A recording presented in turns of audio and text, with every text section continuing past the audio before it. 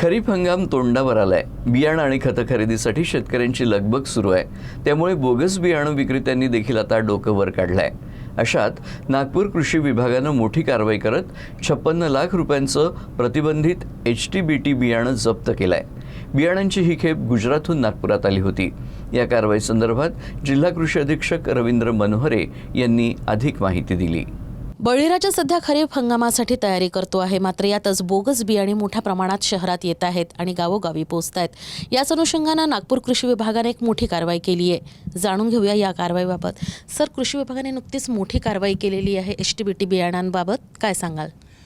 नागपूर जिल्ह्यात जसं आता हंगाम सुरू होत आहे खरीपाचा, आणि कापूस बियाणं जे आहे ते आपल्याला परराज्यातून विशेषतः गुजरात आणि तेलंगणामधून येत असतं.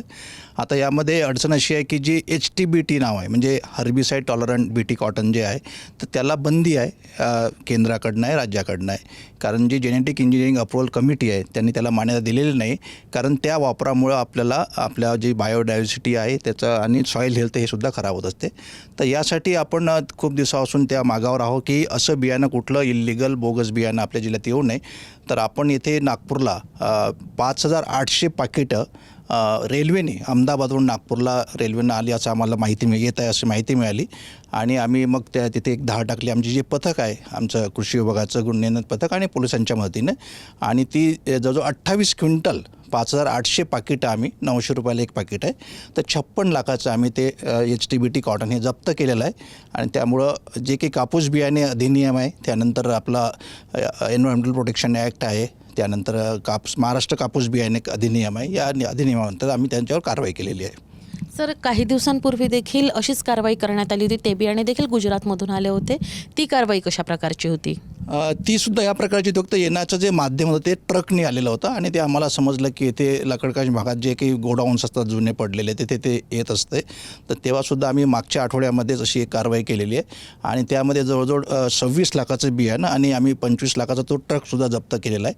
तर अशा पद्धतीनं आपल्या जिल्ह्यामध्ये जे काही बियाणं, आता जर जिल्ह्याचा विचार केला तर जवळजवळ आपल्याला 12 लाख पाकिटांची गरज असते. आणि यामधलं जे छुप्या मार्गाने जे पाकिटं येतात आणि ते शेतकरी बांधवांपर्यंत पोहोचवले केले जातात. तर त्यासाठी आम्ही व्हिडिओ त्याच्यावर नियंत्रण केलं आहे. आणि ते भविष्यात शेतकरी बांधवांपर्यंत जाऊ नये यासाठी सुद्धा आम्ही खबरदारी घेतो. खरीप हंगामासाठी शेतकरी सध्या बियाणे खरेदीवर जोम देत आहेत. त्या अनुषंगाने शेतकऱ्यांना काय आवाहन कराल? खरं तर आता जेवढं की आता आपलं प्रमाणित बियाणे आहे किंवा ट्रुथफुल जर बियाणं असेल तर त्यासाठी घेत असताना जे आपले परवानाधारक आपले कृषी सेवा केंद्र आहे, जवळजवळ नागपूर जिल्ह्यामध्ये 1400 दुकानं अशी आहे की ज्यांना आपण परवाने दिलेले आहेत, तेच याचं विक्री करू शकतात. तर आमची विनंती राहील की शेतकरी बांधवांनी त्या परवानाधारक दुकानातूनच द्यावं. घेत असताना त्याचं आपलं बिल घ्यावं, लॉट नंबर जो असतो त्याच्यामध्ये त्याच्यात त्या साथी पोर्टल थ्रू घ्यावं, जेणेकरून त्यांच्या काही उगवण झाली नाही एखाद्या बियाण्याची त्यांना तक्रारी करता येईल आणि नुकसान भरपाईसुद्धा संबंधित कंपनीकडनं मागता येईल. हा एक महत्त्वाचा भाग आहे. आणि दुसरं, बियाणं घेतल्यानंतर त्याची घरच्या घरी आपल्याला उगवण क्षमतासुद्धा तपासणी करता येते. तर 100 बिया टाकून त्यामधलं टक्केवारी करून आपल्याला जर 70% कमी जर उगवण झाली असेल तर त्याची आम्हाला त्यांनी रितसर तक्रार द्यावी. म्हणजे शेतीत जायच्या आधीच आपल्याला आधी तपासून घेता येईल, आपलं टेस्टिंग करता येईल जर्मिनेशनची, आणि जेणेकरून जे पुढचं की आपला जो खर्च होणार होता तो सुद्धा होणार नाही. मग बियाणांची खरेदी करताना योग्य ती खबरदारी घेणं अत्यंत आवश्यक आहे, अन्यथा फसवणूक निश्चित आहे. कॅमेरामॅन अतुल गवईसह मी देवश्री भीमटे मेश्राम, UCN न्यूज, नागपूर.